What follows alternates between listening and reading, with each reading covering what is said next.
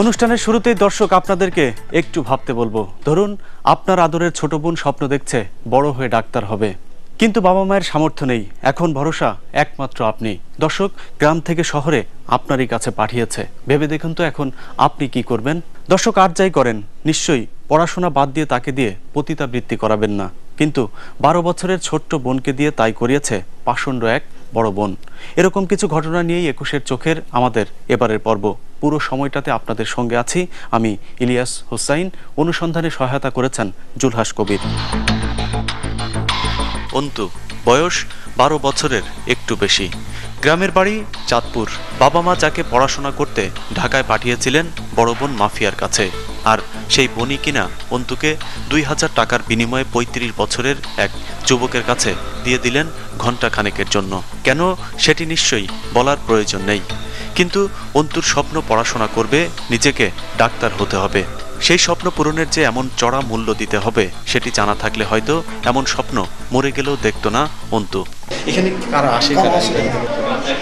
তাদের নাম জানি না। নাম জানি না।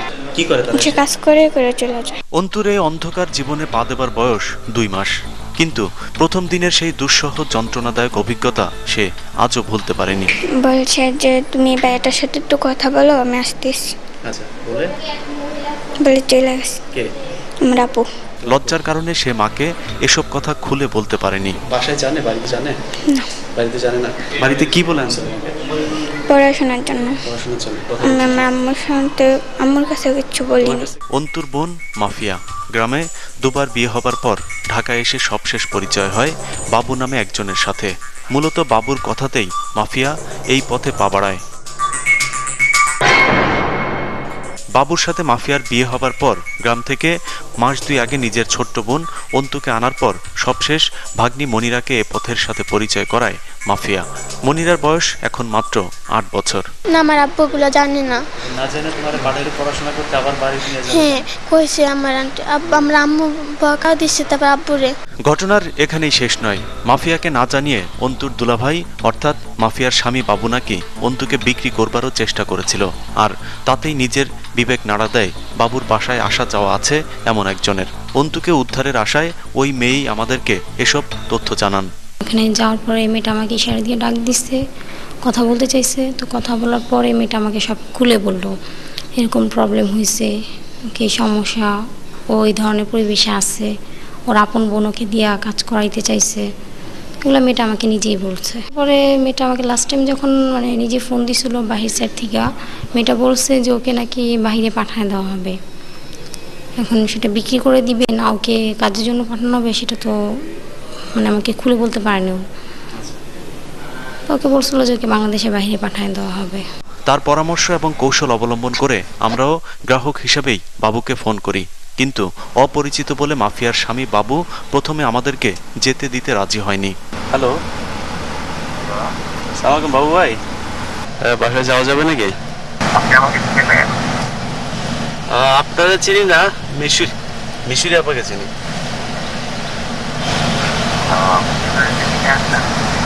না, উনি আসবে না, ওই নাম্বার ছিল আর কি।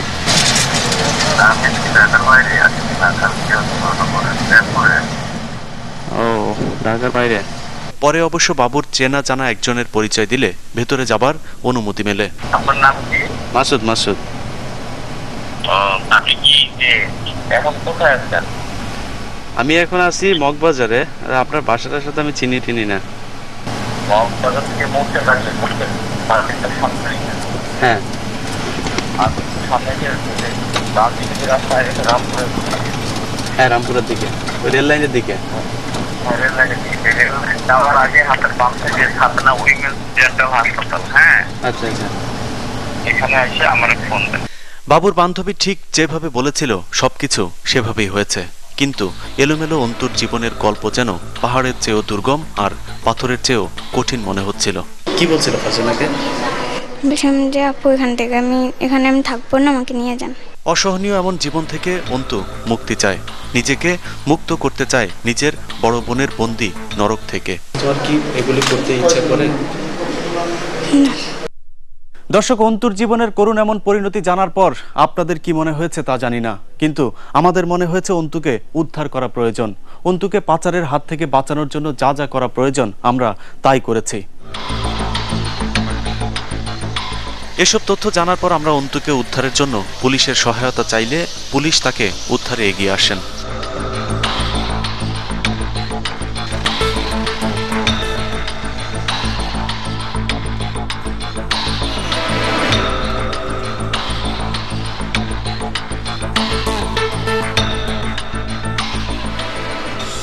সন্ধে ৬টা। পুলিশের সাথে মাফিয়ার পাশায় ২১-এর চোখ। থাকে এই কিছুক্ষণ আগে বাড়ি হয়ে গেছে।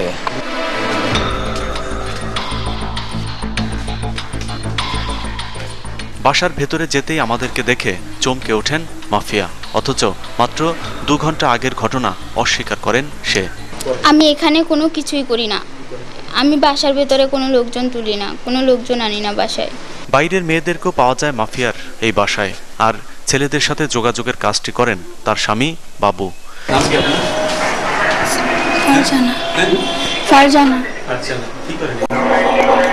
এখন যে মেয়েটা আপনার বাসায় আছে সে কেন আসছে, সে কে তাকে আমি চিনি না, অন্য এক লোকের মাধ্যমে তাকে আনা হয়েছে বাসায়। আমি বলেছিলাম যে আমি তোমাকে দেখি, পরে আমি তোমাকে ওই লোকের কাছে পাঠিয়ে দেবো, কিন্তু পরবর্তীতে যদি আমার প্রয়োজন হয় তাহলে আমি অন্য কোথাও পাঠাবো তোমাকে।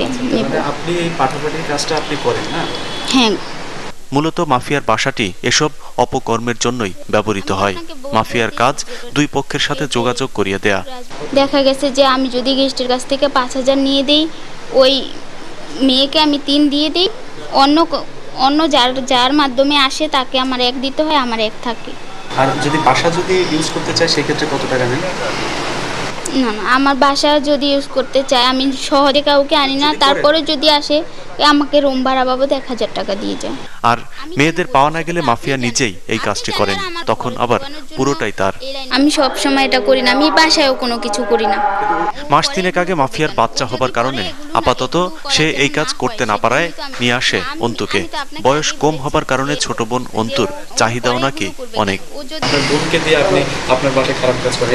না, আমি আমার বোনকে দিয়ে তো সবসময়, আমি তো আপনাকে ওই সময় বলেছিলাম, একটা অথবা 2টা কাজ। নিজের বোনকে দিয়ে কেন এ ধরনের ঘৃণ্য কাজ করানো হয় সেই প্রশ্নেরও উত্তর দেয় মাফিয়া। ওর পড়াশোনার খরচ জোগানোর জন্য এই লাইনের সাথে জড়িত হয়েছি 2 মাস যাবত। অনেকেই এসব করতেছে, এখন যদি তুমি এসব করো তোমার ওটা দিয়ে তুমি নিজের লেখাপড়াটা চালায় নিতে পারবা। এক পর্যায়ে মাফিয়া সবকিছু স্বীকার করতে বাধ্য হয়। এরপর পুরো বাসায় শুরু হয় পুলিশের তল্লাশি। পরিস্থিতি দেখে বোঝা যায় যৌনকর্মের পাশাপাশি সেখানে চলে বিভিন্ন অপকর্ম। পরে পুলিশ তাদের সবাইকে গ্রেফতার করে থানায় নিয়ে যায়। সেখান থেকে অন্তুকে রাখা হয়েছে ভিকটিম সাপোর্ট সেন্টারে।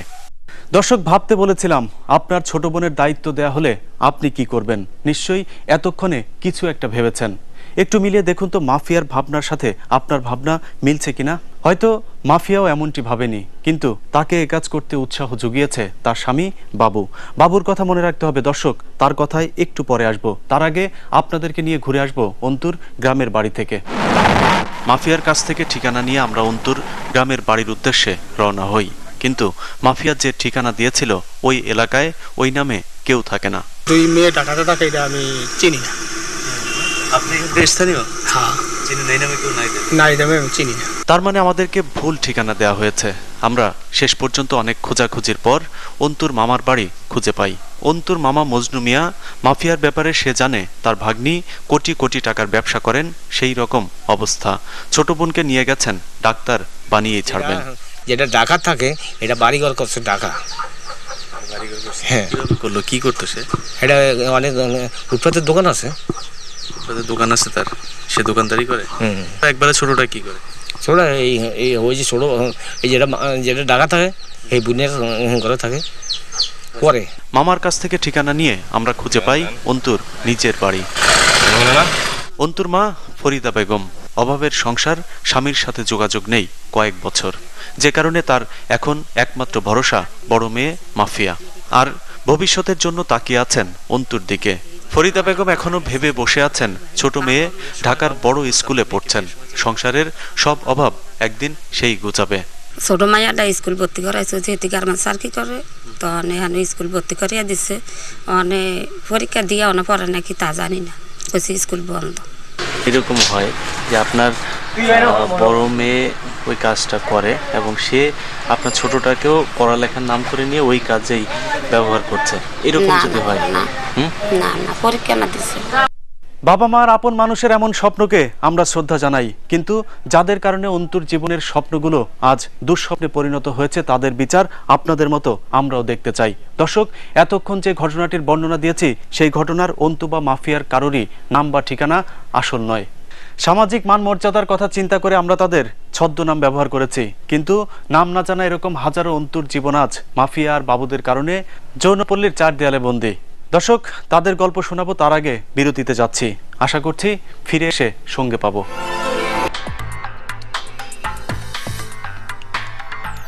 সঙ্গে থাকবার জন্য ধন্যবাদ। আপনাদের সঙ্গে আছি আমি ইলিয়াস হুসাইন। বিরতির আগে যা বলছিলাম, দর্শক, যে বয়সে একটি শিশুর স্কুলে থাকার কথা সেই বয়সেই তাকে থাকতে হচ্ছে যৌনপল্লীতে। এবার আপনাদেরকে তেমন কিছু মেয়ের গল্প জানাবো।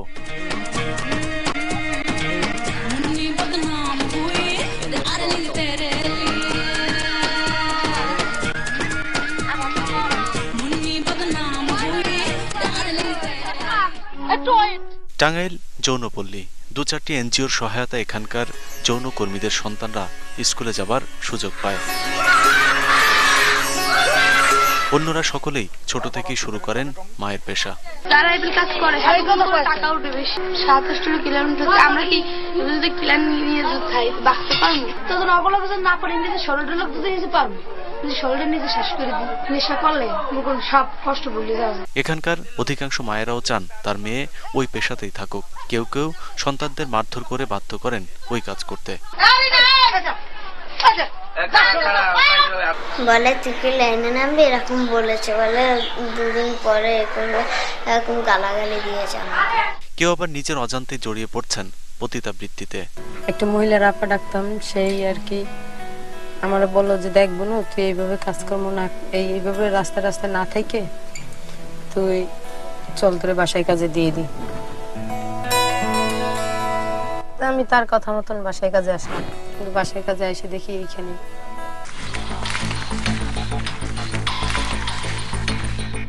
এদের একটা অংশ শিকার হচ্ছেন পাচারের। দেশের বিভিন্ন যৌনপল্লীর দালালদের হাত ধরে বাংলাদেশি নারীরা পাচারের পর আজীবনের জন্য বন্দী হয়ে যাচ্ছেন পার্শ্ববর্তী দেশ ভারতে।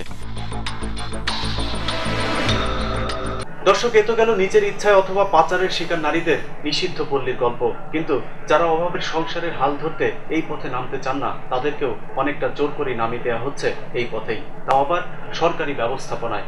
নিশ্চয়ই ভাবছেন সেটা আবার কিরকম। এদের সবাই সংসারে টানাপোড়েন আর অসচ্ছলতার কারণে বিদেশ যেতে ইচ্ছুক যাত্রী। অভাবের সংসারে একটু সুখের স্বপ্ন সাজাতে এরা স্বামী সন্তান রেখে জর্ডানে যাচ্ছেন।